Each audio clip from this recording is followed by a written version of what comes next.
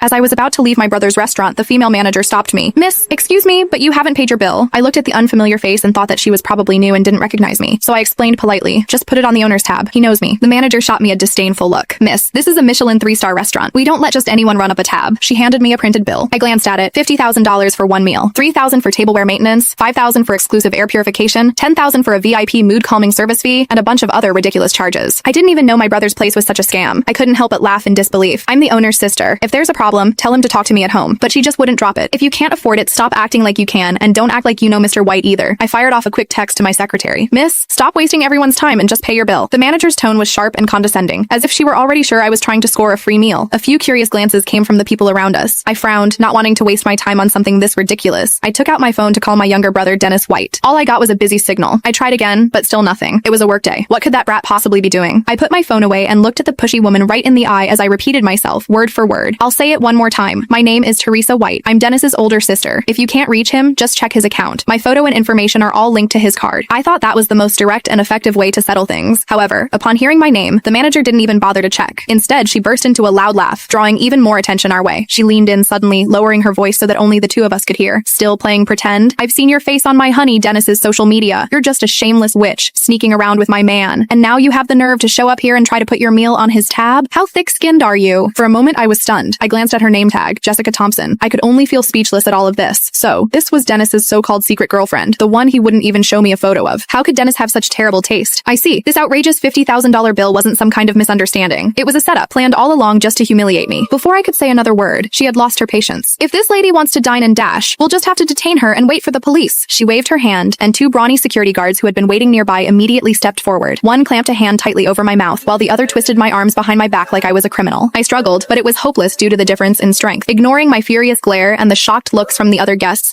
they dragged me roughly toward the kitchen. They then dumped me into a storage room that reeked of disinfectants and leftover food. The door slammed shut, cutting me off from all light and sound outside. In the darkness, the manager, Jessica, didn't say a word. She simply lifted her foot that was clad in a high heel and kicked me hard in the stomach. The pain was so intense that I curled up on the floor, my stomach churning. "Spending my man's money, huh? Trying to seduce him?" she screamed, her voice tinted by jealousy and rage. Standing over me, she ordered the two guards and said, "Beat her up and don't hold back." The two security guards were clearly on her side. Without the slightest hesitation, they started to punch and kick me. I clenched my teeth, keeping inside every cry and groan. It felt like my bones were breaking and my innards were scrambling. Jessica kept screaming, "Who do you think you are? You're nothing but a leech. I told you I'm his sister. If you don't believe me, ask Dennis yourself. Call him right now and I'll speak to him." I tried to explain, but she didn't care at all. She only raised her hand and stopped the assault when I grew dizzy and everything started spinning. She pressed the heel of her high heel onto my shoulder, smiling down at me. "You'd better pay for your meal today and cough up another $50,000. This is what you get for going after my man and spending his money."